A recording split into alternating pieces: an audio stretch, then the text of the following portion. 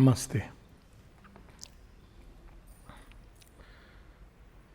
So we have these basically two kinds of scriptures, and of course variety are endless, but primarily one which can rightly be called as Dharma Shastras. So they tell us the do's and don'ts, how we should be, how we should not be, and they also lay a kind of a metaphysical background. So there is the Dharma Shastras and the philosophical basis behind it. And then there are the Yoga Shastras. So Yoga Shastras, they, of course, that is there in the background, but they teach us how to grow in consciousness towards the divine consciousness. Now, in India, Yoga Shastras are also very important. They are the more important part because the implicit truth behind it is that man can grow into the divine consciousness. And there is a way, if he takes that way, God dwells within us and we can discover that God. It's a journey. And for that, there are certain things we have to do, certain attitudes we have to take, certain practices we have to adopt. So though it is true that God is in all, if we try to put it into practice without the true experience of it, it may lead to another kind of chaos and disorder. It has to be done through a progressive discovery. So the Gita being primarily a Yoga Shastra, mainly its stress is on yoga. We see certain practices which have already been till now revealed to us. The first and foremost practice is Buddhi Yoga. Instead of the mind and senses instead of the mind rushing through the objects of the senses, being engaged all the time with lower goals, lower aims, and outer things, it should turn within in a discovery of God, in the discovery of higher truths, principles of existence, turned inward and upward. And as Sri Aurobindo says, this is important because it sets the mind into a state where it can think rightly. Right thinking, right understanding are the first requisites of any yoga. And that's what yesterday also we were saying, that we have this Buddhi Vinayak, Siddhi Vinayak, Lord Ganesha's festival going on. So Lord Ganesha is the first Pujya. You have to worship him first. And it's very nice in stories of Lord Ganesha, we'll see what is interesting about him is that he handles the problems with a kind of kushagra buddhi. He is able to rightly discern and give the right guidance that you have to do this, you have to do that. It's not a brute might or force, not like Shiva with his Trishul, he is finishing things. Not like Krishna who is taking the person through his Vaishnavi Maya towards the great goal. But Ganesha has the power of that buddhi, that discerning intelligence. So without that you can't go further. It's very important. It removes the obstacles on the way. So this first practice. Second practice is, of course, nishkam karma. So it cuts away the knot of desire, because what binds us is desire. And by practice of nishkam karma, means karma we have to do. So people try to take sannyas, will not do karma. So Shri Krishna has told us, nobody can be without karma. Even non-action is a choice you have made. And every choice is followed by consequences. So if I don't act, it is a choice. So action is inevitable. Even if I sit and do nothing, there is an action. And with that action follow consequences. But what we have to do is, we have to do action without an eye on the fruits. We have to do it well because it's a worship to God. But it's not with the idea that I'll get this, I'll get that reward. So when we do an action, and he goes on to tell us that even so-called ritualistic action, worship of God may be done by desire, with the principle of desire active. And Shri Krishna tells us those who do it, they remain tied to the Trigunatmak Prakriti. Because if you pray to God and only to fulfill your desires, He will do that. But then we remain tied to the lower creation. We never arrive at liberation. We never arrive at union with the divine, which is the goal of the actual goal of the practice. So this is the third part, that nishkam karma, but nishkam karma extends to all kinds of things. The other important practice that we read is that he gives just a passing hint that by these two practices you will arrive at a state of impersonality. But that's not enough. Offer it to me. He just passingly mentioned that we must depend upon the divine, we must give ourselves to the divine, very passingly. He'll elaborate that in great length. Now, last time we read in chapter 18, the signs of the divine worker. How are we going to know that somebody is actually engaged in the divine work? Not that we have to show it to anyone, but this is the, if we take it in a human sense, because Sri Aurobindo does speak something in that vein, that when we take up a spiritual life or a spiritual path, and imagine every time we have to go from one level to another. Mother says you have to pass through a test. Now this test is nothing visible. It's not about big things. This test is interwoven in the fabric of life. She says that. He says when there are big things, we are very careful, but they are in the most seemingly insignificant things of life. And then she says that you have to pass through spiritual tests. Each time you have to go to the next level, but most people are keen only to bribe the examiner. Oh, I have, done this for you, please help me through. So these tests come in the most seemingly trivial ways, but they see whether we are ready or not for the greater life. So often people say, why should we have to go through all this? And both Sri Aurobindo and the mother explain that, well, because we are moving towards something which is tremendous. And if we are not ready, we will break down under the pressure. At one place, the mother says this, it's not a sign of bhakti that we sing and dance and jump about. It's the sign of weak nerves. Bhakti may be there inside. And if you are not able to contain it, a yogi should be able to contain a whole avalanche of troubles. He should be able to engage in all kinds of actions. That's how the yogin has to be. So if we are not strong, if we are not ready, then we may suffer a breakdown when the divine forces act, because it's something very tremendous. So there is a long journey, a long passage. We should not grudge, because, well, we have chosen for that goal. So in that practice, now another key practice is, apart from, he says the signs are knowledge, the signs are inner peace and joy, the signs are impersonality, signs of a person is desirelessness. So that's where we are ticked. These are the subjects. Subjects are not that how many hours you did and what magnificent outer work we did. Say for example that divine is not seeing that you arranged a very good program for Ganpati festival or Saraswati Puja or for something to do with mother's seminar and everybody went back happily. This is not the test. This is only the framework. The test is whether you did it with desire or not. Did you want to project yourself to be big person in somebody's eyes? Then you failed the test, even if you did something very, very outwardly very ostentatious. So that's where desirelessness is the test. And how to know whether a person is desireless or not? It's by the state of inner peace and joy. If you truly are freed from desire, you'll be full of that inner peace and joy. And then another test is beyond the dualities and beyond the three gunas, Trigunatit. So he is not bound. That's why it's so difficult. His action of an yogin is not governed by any of our standard ways of understanding things. So somebody living in rajas will always say, let's act, let's rush, let's do this. So that's because he is driven by rajas. It may be right or wrong, that's not the issue. Somebody who is governed by tamas will only say, leave it, it's okay, that's how it is, life is like that, be indifferent. Somebody governed by sattvic will always bring in principles, idealism, that's how we must do, that's how we should not do. One humorous story comes to my mind when somebody was offering I forget the amount, probably 5,000 rupees to Sri Aurobindo, and he put in conditions. Please use it for the Gaushala and please use it for this, So they asked Sri Aurobindo whether we should accept it or not.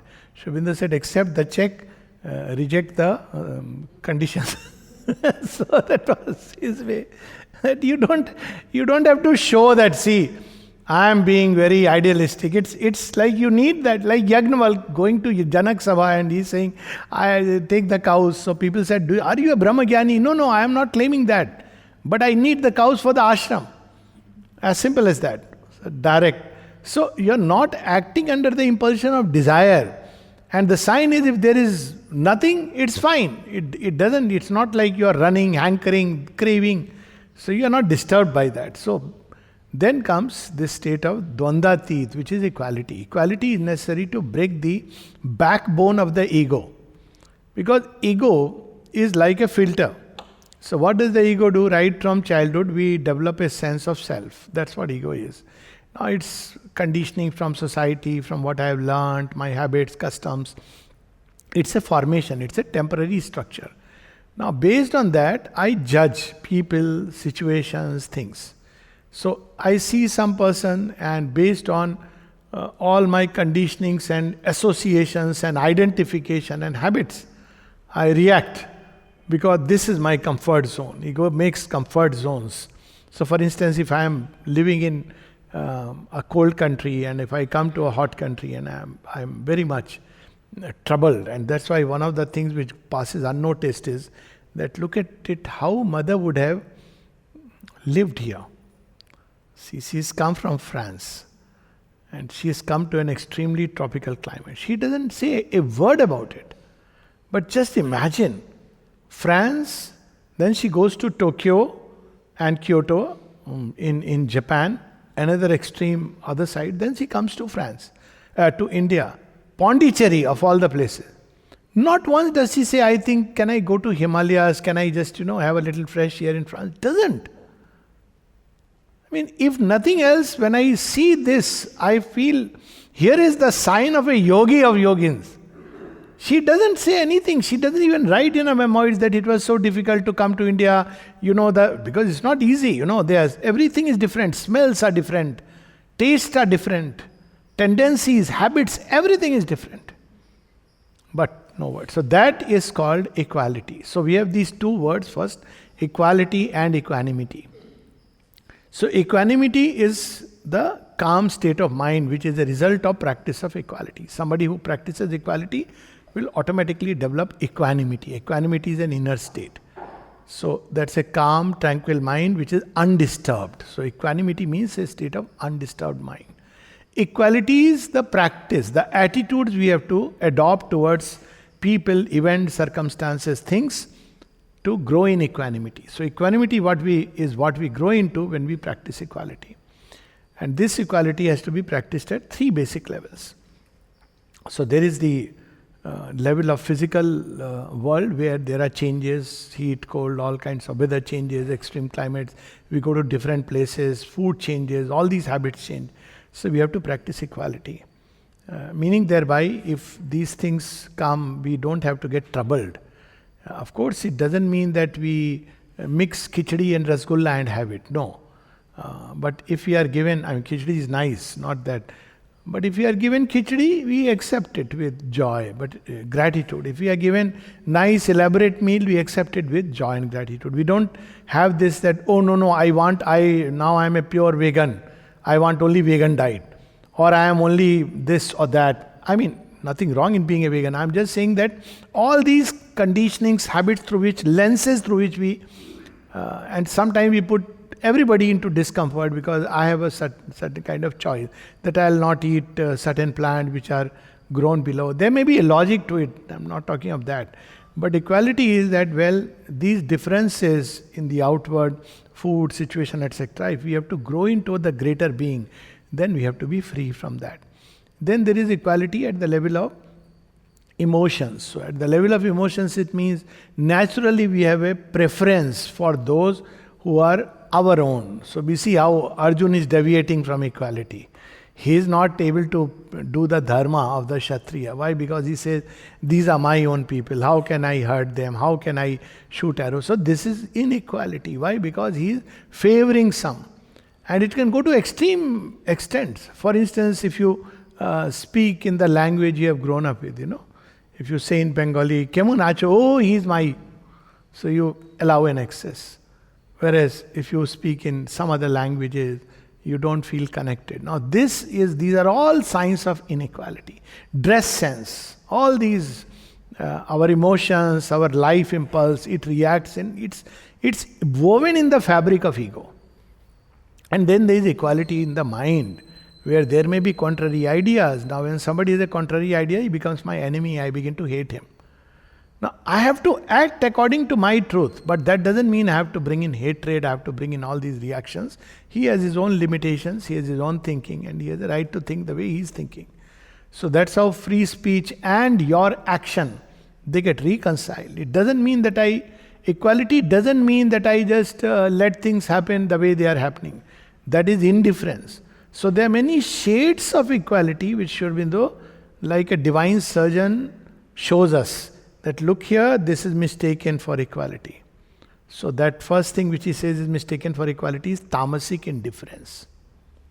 Tamasic indifference is recoil, jugupsa. I don't want to get into this. It's fight, it's quarrel, it lead to disharmony. I better not get into it. You know how Sahana Devi had asked Sri Aurobindo, should I or should I not? And he gave a very beautiful answer. That not reacting is one part, but the Gita says you have to take a stand. Now this becomes very difficult for human mind, because tamasic recoil is, I just want to be in my comfort zone. Why should I trouble myself? So he is a man who is recoiling from action. Rajasic equality is, I'll bear all the contacts. So there is something still greater in it. It says, okay, maybe if I take this action, take this stand, people will try to hurt me, they may try to insult me, they may do what they do, but I'll bear all this because I want to master the contacts of nature. It's the heroic soul's equality. And then there is the mental equality, which is philosophical equality practiced by the sage. So sage says, well, that's how life is. He's not recoiling, but he says that's the nature of life. Human beings fight. That's the end of the story. I have nothing to do with it. And then there is the equality of the Christian resignation. This is a term Sri Aurobindo says. It's acceptance of this is the will of God. It's okay. These are practices, but Sri Krishna takes us to the deeper equality. That is the equality of the soul. Because otherwise, I may be indifferent to whatever is going around, but I don't progress. That's what Sri Aurobindo said when he was asked that I believe those who are near to you will be the ones who will first get the supermind. He said, in that case, this my table, that piece of wood on my table, that will be the first one.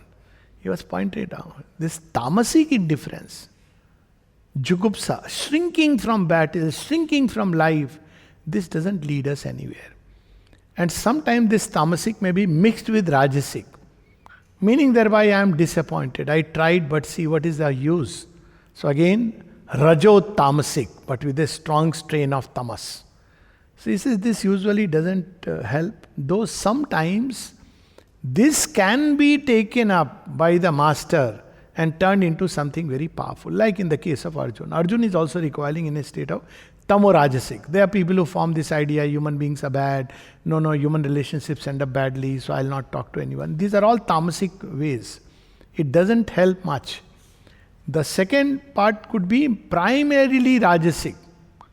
I'll bear the contacts of life, I'll endure. This is better. Why? Because I want to master. But this also will not lead, in fact, even this can lead to a tremendous kind of egoism, where one says, see, I have borne so many wounds and I have not flinched. It's great, no doubt about it. So all these are steps of the ascent. We have to pass through. We can't suddenly from tamas say, I want to be equal. A tamasic man must cultivate this rajasic attitude of conquest, of battling with the forces of creation.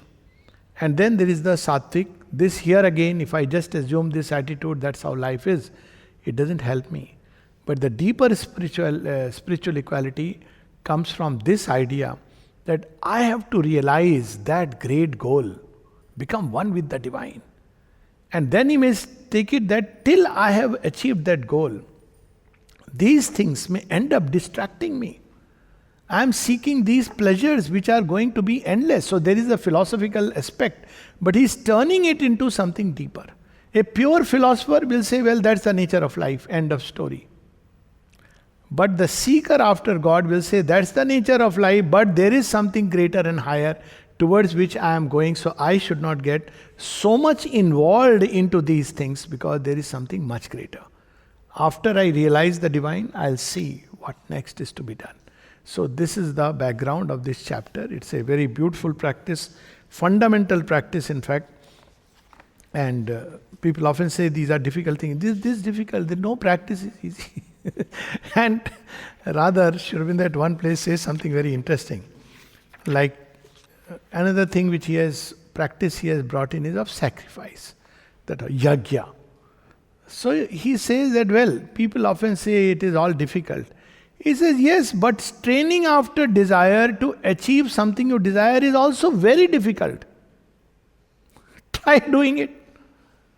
I often give this example that just to complete my MBBS plus MD, leave aside a few years in between mandatory service in Air Force.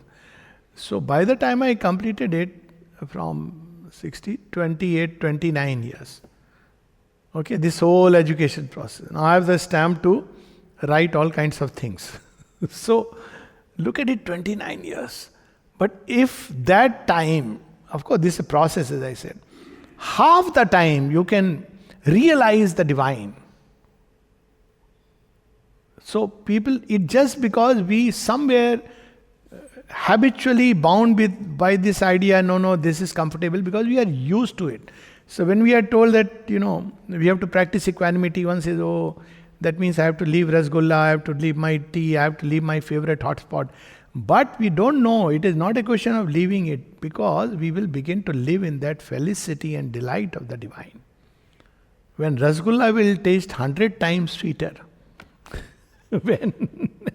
and the absence of Rasgulla will not trouble us because we are in that state of inner felicity. So that's what he says, that this is the practice, and it means every time the mind habitually rushes to react in a certain way, the body rushes to react within a certain way, the will has to step back and say, no, your goal is there.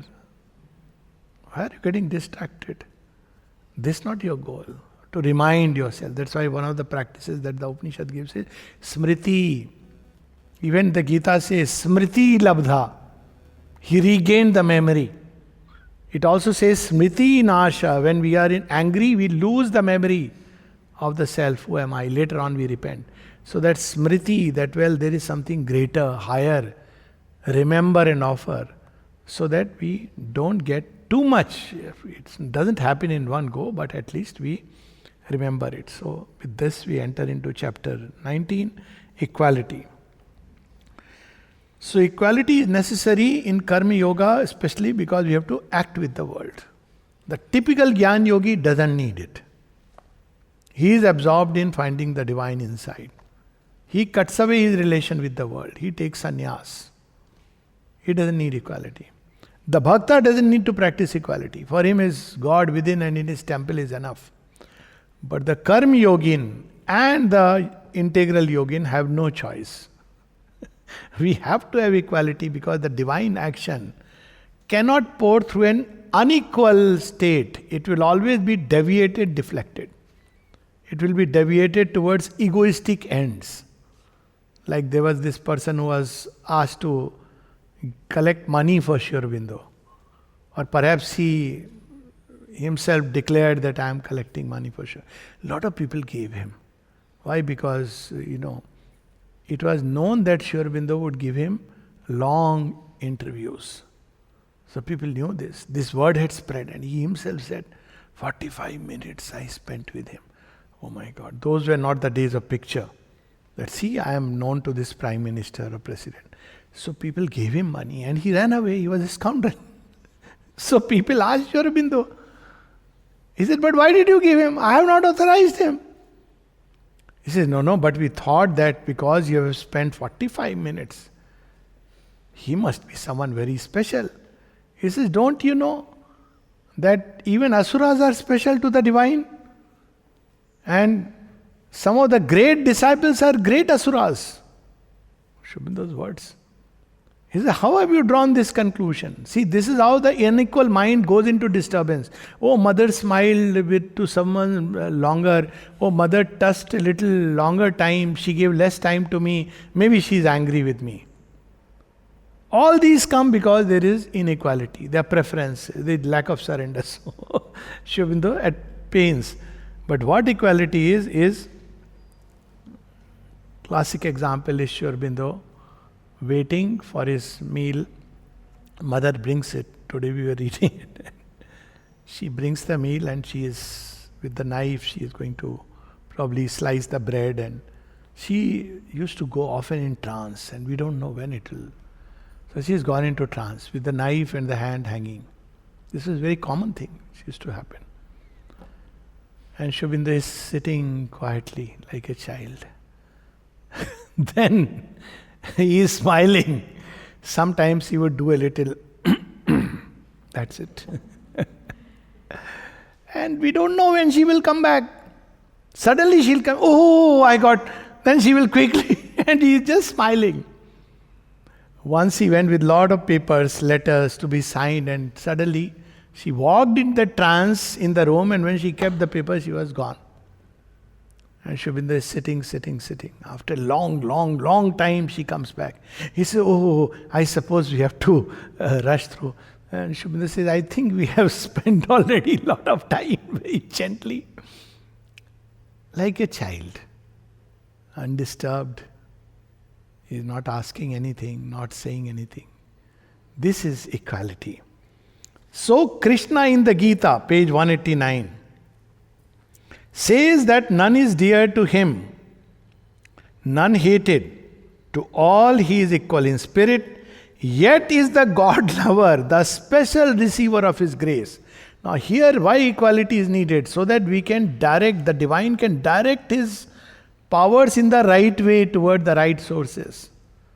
Otherwise what I'll do? I'll receive all the precious things that I have received from Mother and Sri Aurobindo. Whom will I give it? To those who are emotionally connected with me.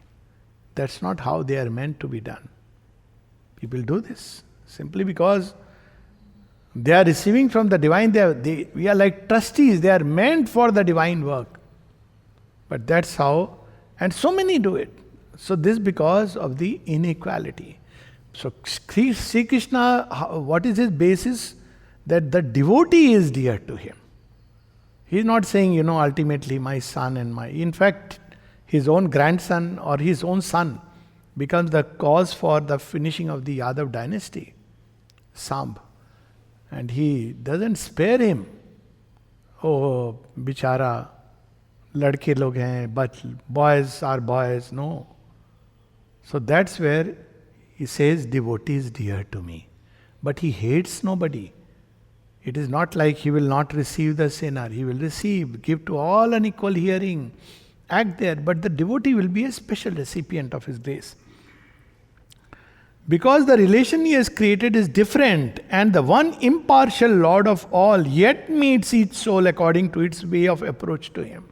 So equality doesn't mean that everybody, like the flattening of death. Equality gives us the right perspective.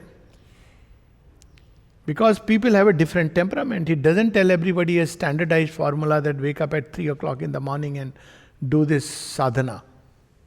There are people who just can't do it, and they will end up simply not doing anything. To somebody he would say that, all right, whenever you wake up, remember God. Somebody he would say, there was a gentleman who came to ashram, and he used to be doing nothing except eating, dining room of course, and being happy, no work. So someone who liked him very much and was very inspired by him, because of his interaction, this man had come to the ashram. So he was telling me, he said, one day I asked him, I am watching you for 3 years. You seem to do nothing. You are just happy, you are just eating, sleeping. What kind of sadhana you are doing? This is not sadhana. So this man laughed and said, now you will tell me sadhana, should I do your will or the Lord's will? He said, what do you mean? He said, I asked Sri Aurobindo what I have to do. He said, you eat, you rest, you sleep, you take my name. I am doing that. I am following the Lord's instructions. Now, should I follow his instruction or should I follow your instruction? See, no standard formula. Chote Narayan ji, he used to tell me. He said when he came to the ashram, he asked the mother what work I should do, because everybody does work in the ashram. So through Nalnida, the message went, and mother sent a message through Nalnida. Tell Chote Narayan he is speaking, reading, writing on Sri Aurobindo. Tell him to just continue it. That's all. Chote Narayan ji had no official work in any ashram department. His work was to speak, to write on Mother Sri Aurobindo, to read. And he himself told me this story. But to somebody else, it's a different story. So, when we are in an equal state, we can see the divine will in that person and we can act according to that prompting. Otherwise, we deviate. Next passage. Equality is the sign and also for the aspirant the test. Because if there is no equality, there is the desired self. Next page. By his equality, the Karma Yogi knows in the midst of his action that he is free.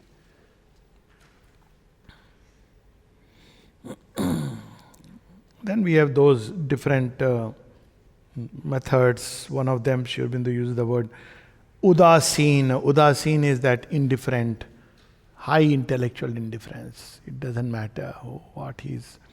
Then there is titiksha. Titiksha is where you face the contacts of life without flinching. You endure the wounds without flinching. You see that high equality of the warrior in Abhimanyu. He is receiving so many wounds. He is not flinching in courage, valor or anything. He is facing it all, enduring it all. He doesn't have that goal of uniting with the divine. But he is facing all this with an equal soul. Titiksha, udasinta, and the third is nati. Nati or namas is whatever God has planned for me, I accept it. So these are the three basic practices of equality. One can use any of them depending on temperament or all the three. So,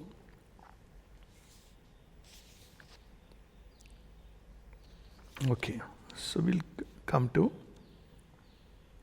next page, 192. He also says very interestingly that actually, say the warrior who endures the wounds, actually has a delight in all this. So actually when we practice equality even at these levels, we begin to experience delight. For instance, somebody accepts things that, well, I receive it as God's will. See the difference. When you don't receive it as God's will, you are tormented. You are complaining. You are constantly saying, Mother, why have you done this to me? First of all, she has not done. Let's not blame her for the things we have called upon ourselves. We mess our lives and then we tell Mother, why have you done it to me? Anyways, so when we complain, we further close the doors to grace. That's because we have shut ourselves. At the same time, when we are doing this, then we are constantly in a state of torment. Why? Because she is our hope. And when you say, why have you done this to me? It's like, I have no hope. Whereas when we accept things that, well, whatever it is, I accept it as your will. Then the grace will act. Grace will anyways act. It will, but we won't be able to receive it and pull us through all this. Whatever be the passage required because of the karmic whole chain. But it will eventually pull us out. So equality is even otherwise the best, most logical and practically also from that point of view, an important thing. And then immediately we have peace. Well, I accept it, Mother, it's your will. Now she has to handle it. I have told her that, well, Mother, it's whatever you have planned for me, I accept it. So now what happens? She has to handle it because all the consequences, all the problems, she will handle and take us through it all. So that's why it is important. So why we don't do it? Page 192, Sri Aurobindo says, somewhere in the middle, it feels that the effort would be too difficult for it. It recoils from the struggle of the ascent, although in reality the spiritual change is not at all more difficult than the realization of the dreams of the desired soul pursues. It's so true. And even if you achieve what you have pursued, at the end you realize it was like holding sunlight in the middle of your palm and closing the fingers. It has slipped away. But by then so much time has gone. So he says, actually it is not so difficult because we are supported, assisted, helped, and very soon we begin to experience that joy. That's why Sri Aurobindo says that to the worldly minded person, life is sweet in the beginning, but bitter as the draught becomes more and more empty. But to the God-minded, it is bitter in the beginning, but as we sip it more and more, it begins to become sweeter and sweeter. That's the difference between wine and divine. So, this is how he describes. But most people don't look at it like that. Nor entails more struggle and labor in the attainment than the tremendous effort which the desired soul expends in its passionate chase after its own transient objects of pleasure and desire. This is so true. People do all kinds of things day and night in the end to get something which they realize was not worth it. Divine does not ask us to make that kind of effort.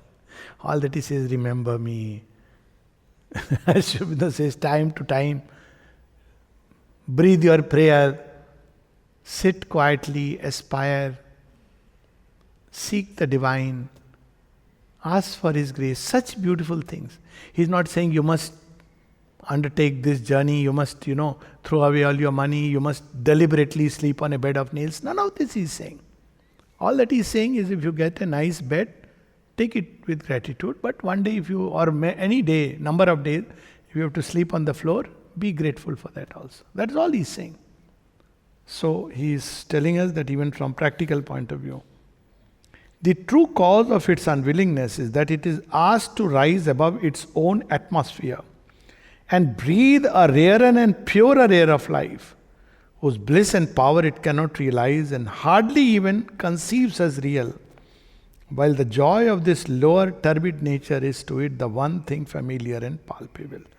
As classic physical image is when we go to snows. People undertake all the way the journey to the snowy mountains. And till you have touched those barren peaks, for example, I can give that direct example of Ladakh. So you feel what will be there because you are seeing greenery all around. These mountains are barren. There no vegetation beyond a point. So I have actually stayed in that region, even gone there. So initially you go with this idea, where am I going to this place? And then you get addicted to it.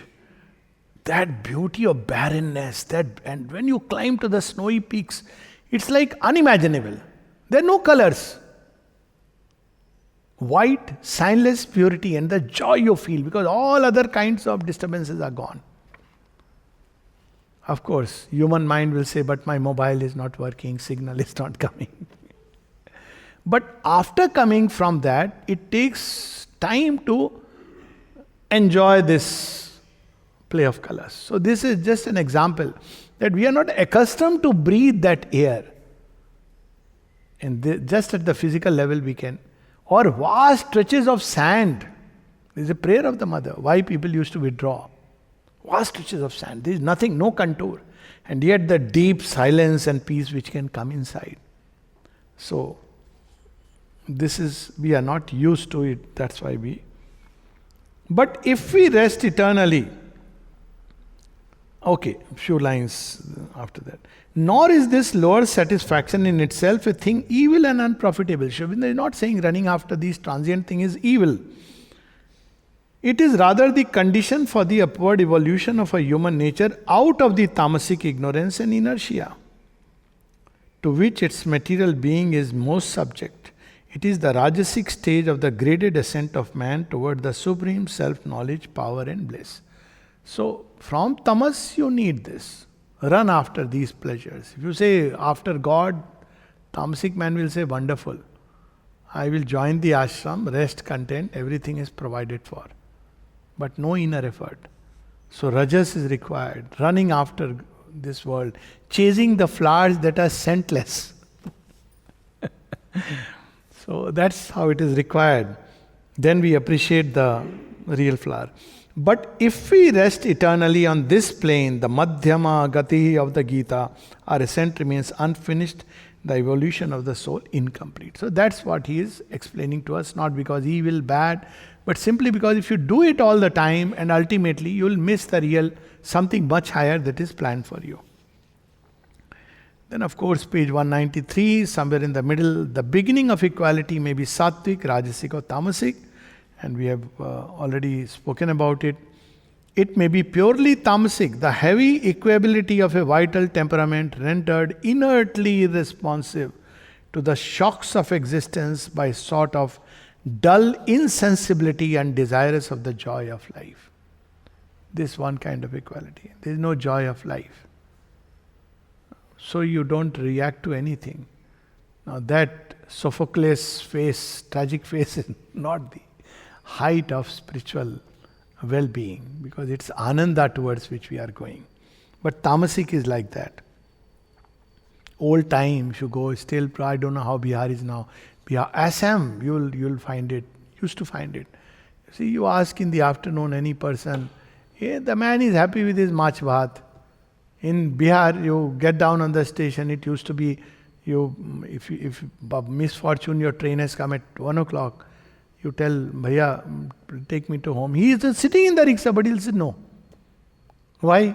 Because he is want to enjoy his siesta. And you go to Punjab, you will see out of the way he'll come, chalo sahab, that rajas. Here there will be tamas. He is just not willing. He has to be in his comfort zone. And then people remain poor, and then politicians use them. But that's a different story. So that sattva should be encountered by rajas, conquered by rajas, and rajas by the sattva. And that he explains. But, okay. So all of these can be starting points. And one of them, Sri Aurobindo beautifully brings out is, the Gita, however, page 194. The Gita, however, admits and makes room for this movement, which is a renunciation of desire completely and withdrawing from the world.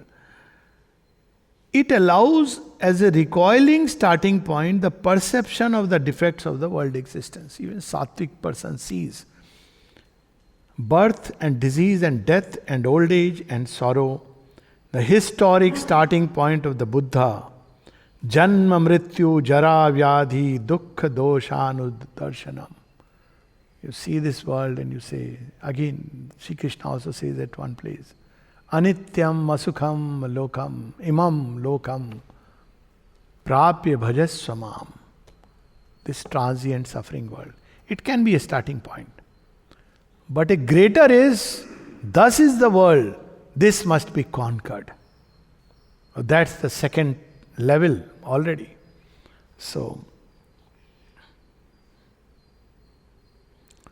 then the soul by its recoil comes to a greater condition of being, lifted beyond the three gunas and free from birth and death and age and grief, and enjoys the immortality of its self-existence.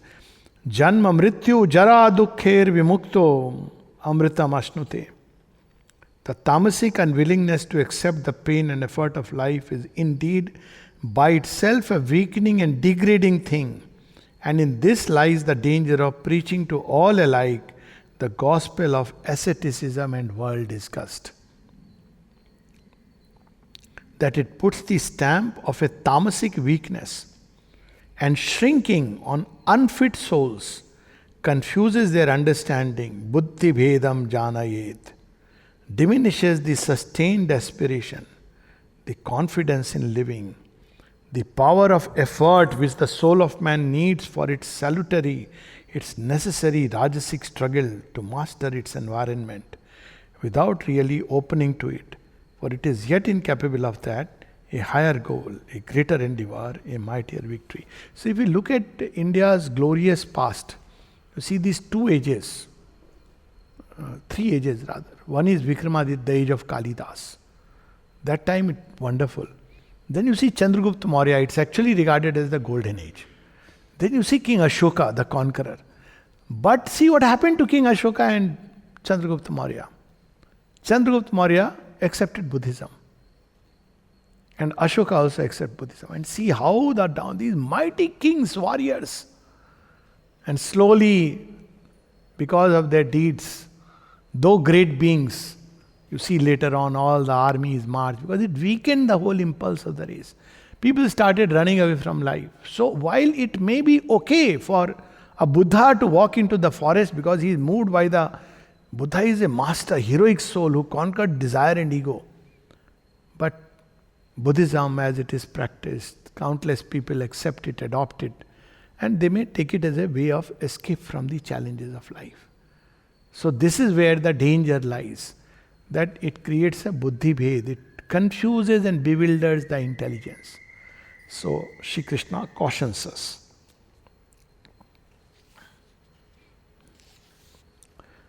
So page 195, the real discipline begins with the movement to mastery over these things which we were first inclined merely to flee. It is here that the possibility of a kind of rajasic equality comes in, which is at its lowest the strong nature's pride in self-mastery, self-control, superiority to passion and weakness. But the stoic ideal seizes upon this point of departure and makes it the key to an entire liberation of the soul from subjection to all weakness of the lower nature. So this he goes on, and then he speaks of the philosophical equality, the equality of the sage, where all desires enter into the soul as waters into the sea, and yet it has to remain immobile. So the sage is not disturbed. As desires enter, he does not act and react upon them. But we'll come to that point where all these are practices, but what is the true equality? The deeper equality which Shri Krishna is speaking of. Okay, so page 197. Now he talks about the philosopher, the thinker, and then he'll go on to the deeper. The pure philosopher, the thinker, the born sage, not only relies upon the sattvic principle in him as his ultimate justification, but uses it from the beginning as his instrument of self-mastery. He starts from the sattvic equality. Sattvic equality is that, well, this is the nature of life. Why run after material pleasures? See, he starts from that because that's how his mind is. So now, interesting, this doesn't automatically mean he is spiritual. He has realized the transient nature of life. It doesn't necessarily mean that he is engaged in a higher effort or a deeper effort. He observes all with an eye of tranquil discernment and makes his choice without repulsion or perplexity. The enjoyments born of the touches of things, you have turned the page, are causes of sorrow. They have a beginning and an end. Therefore the sage, the main man of awakened understanding, Buddha, does not place his delight in these. The self in him is unattached to the touches of external things. He finds his happiness in himself. He sees, as the Gita puts it, that he is himself his own enemy and his own friend. Atmanev atmano bandhu atmanev viripuratmana. So he says, see, it's nobody's problem. If I run after these things, it will end up in suffering. Because either I will lose them, or if I have it, I will lose the rasa in them, or today or tomorrow a transient thing is going to go away. So eventually it will lead me to pain and suffering. So why run after them? Thus the sage remains fixed in his intelligence. It is still sattvic equality. He becomes satisfied with knowledge, master of his senses, a yogin by sattvic equality. So he can go very far. So far as for equality is yoga, samatvam yoga uchyate, regarding alike clod and stone and gold, samalost kanchana, tranquil and self-poised in heat and cold. Shitoshna, sukh dukheshu, ani labho, jaya jayo. Suffering and happiness, honor and disgrace. He is equal in soul to friend and enemy, and to neutral and indifferent, because he sees that these are transitory relations born of the changing conditions of life. Even by the pretensions of learning, panditaha, and purity and virtue, so panditaha gava hastini, he is equal to, if he sees pandit and a cow and a elephant, these are all equal. It's just a question of degree. Ultimately, Pandit's learning, this is also a transient thing. So in one stroke, this is what is called as cutting the Gordian knot. But if you cut the Gordian knot, if you don't open it, you don't solve the riddle of life. You have bypassed it. So, this is a good practice, but it is not the ultimate. He is equal soul to all men, to the sinner and the saint, to the virtuous, learned, and the cultured Brahmin and the fallen outcast. All these are the Gita's descriptions of the Sattvic equality. And they sum up well enough what is familiar to the world as the calm, philosophic equality of the sage. This is such a beautiful chapter, because when we read just the Gita, this distinction doesn't come through. It seems that this is what is equality. Samalost Kanchana, Pandit Gava Hastini. So you have to be just equal. That's how it seems. If you are able to do it, that means you are already into yoga. And while these things have their place, Gita is not denying it. They can be initial practice. They can give us a certain degree of release within. But there is still something left, and that's what Gita points out. Where then is the difference between this and the larger equality taught by the Gita? And again we come to that is why Essays on the Gita is an upgraded version of the Gita. I've heard so many commentaries, read them. They don't bring out these distinctions. And you end up believing you have to just do this practice and that's the end of the story. But there is a difference. And Sri Aurobindo brings out. It lies in the difference between the intellectual and philosophical discernment and the spiritual. The Vedantic knowledge of unity on which the Gita founds its teaching. The philosopher maintains his equality by the power of the buddhi, the discerning mind, but even that by itself is a doubtful foundation. People often ask why Yudhishthira, who is a dharmanist person, he is very sattvic. Everything must be according to the checklist. Imagine when you do that, and why he gets disturbed. He does certain things which are just unimaginable, like the game of dice. He begins to lose. And he had not come expecting that. So suddenly he's losing, and like a fool, literally a fool, he is putting one after another things on the stake, including his wife, his brothers, on whom he has no right. Including even the kingdom, he had no right, because he is just a trustee. He is not supposed. See, there's the difference between a philosophical sattvic equality and the spiritual. If he was rooted in spirituality, he would say, how can I put the kingdom on stake? It is not mine. He would have been saved. He doesn't do that. Because all Dharma Shastras will say, yes, he can at the most say, I am ready. Like Harishchandra says, I can sell myself. That's it.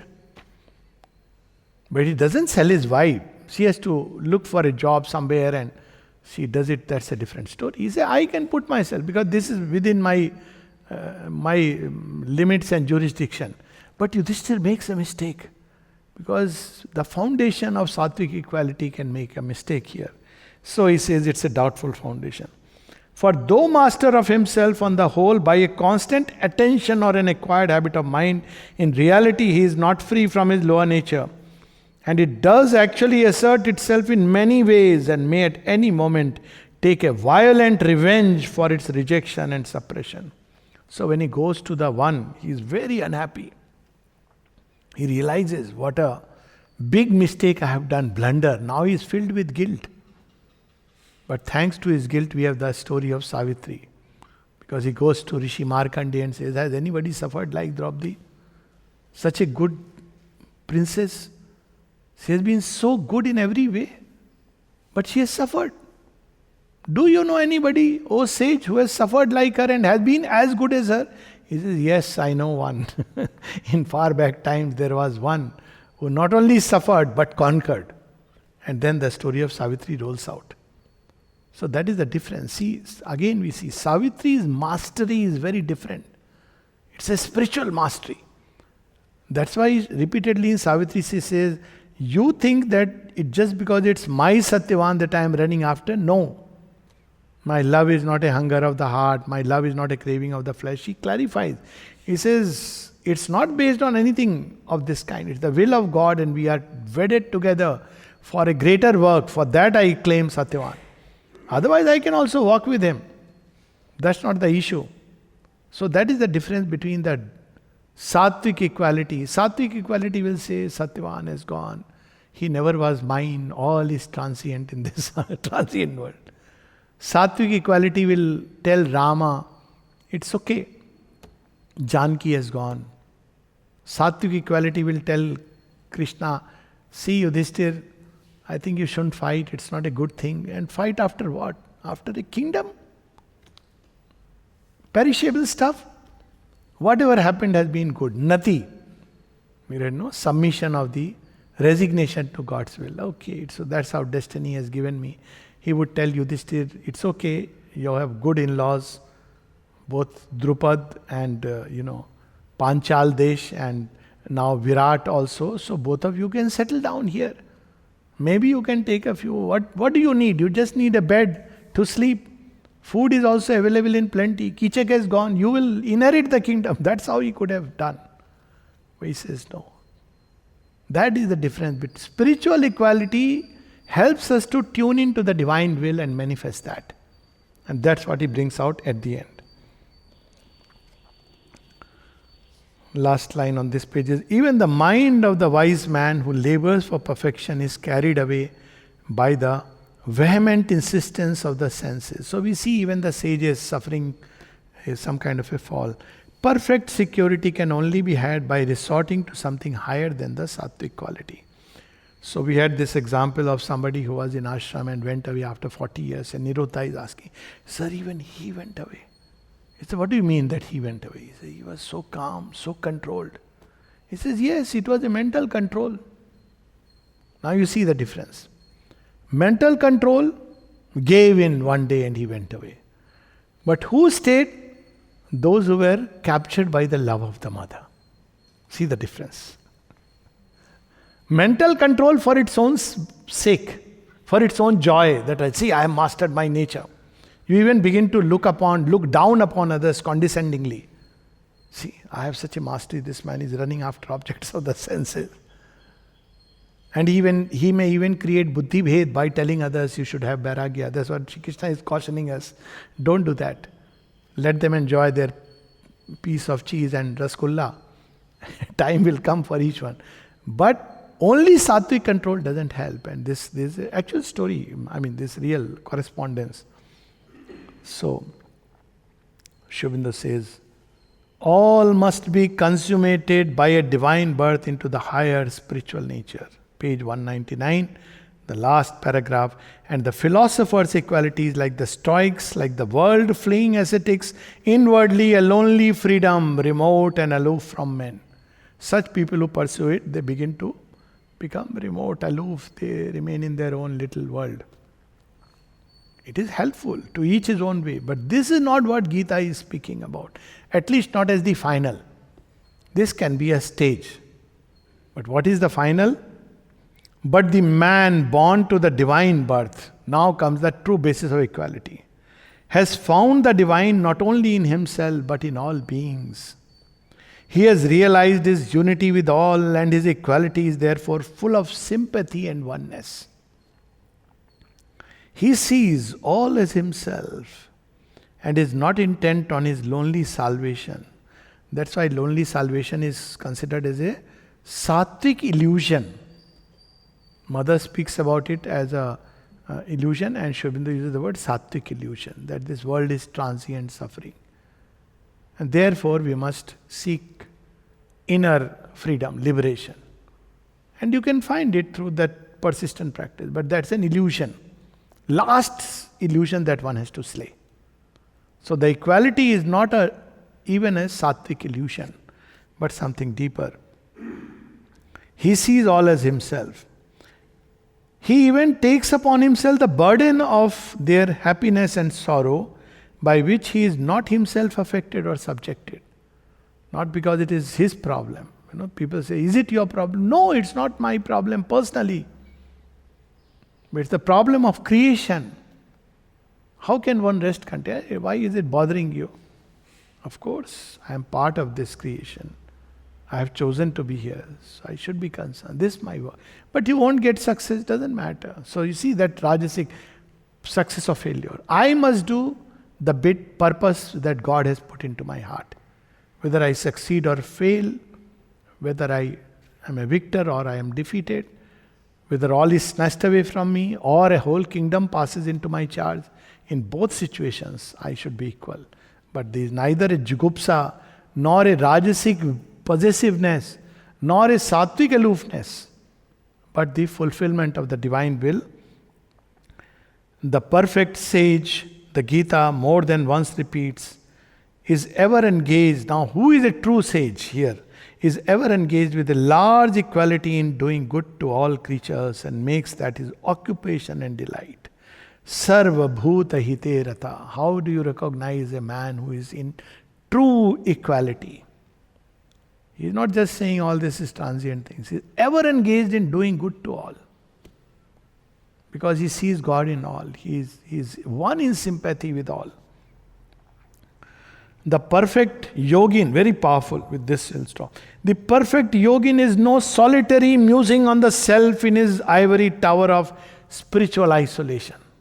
Very powerful sentence. But yukta krishna karmakrat. It's like all kinds of actions. A many-sided universal worker for the good of the world, for God in the world. For he is a bhakta, a lover and devotee of the divine, as well as a sage and a yogin. A lover who loves God wherever he finds him. Wow. And who finds him everywhere. Why will he shrink? Where will he run away? From whom? All contacts will bring to him the contact of the divine. Whatever he is doing, wherever he is doing. They're all parts of his universal service to the beloved. He does not disdain to serve,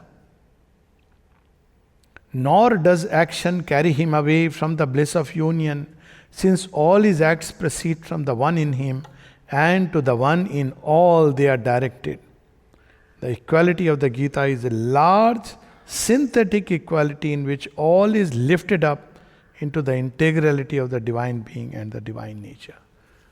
So to summarize, there are practices of equality, imitations of equality, semblances of equality, which have their own utility as we grow. But the true equality is rooted in the spiritual foundation of our being, where God is the goal for which we are practicing, and when we have found God, God is the one for whom we are engaged in ever serving Him in countless ways in the world. So this is the true foundation, because without this foundation of inner freedom and inner equality rooted in the divine, one cannot really engage in divine work. So when in Aurobindo Charter, one of them is there, no? Who is Karma Yoga, willing servitor of the divine. There was somebody who was, he said, no, see, you don't need to do yoga to be in Aurobindo. I said, oh, is it? You have to just follow the charter. I said, excellent. So what does the charter say? One of them is willing servitor of the divine. Please read the Gita. After that you come back, we'll discuss what it means to be a willing servitor of the divine. This is to be a willing servitor of the divine. Just this practice itself is so difficult. But because it is difficult, it should be done. Especially because such is the aim we have taken. Okay, namaste. We'll meet next week, next Wednesday.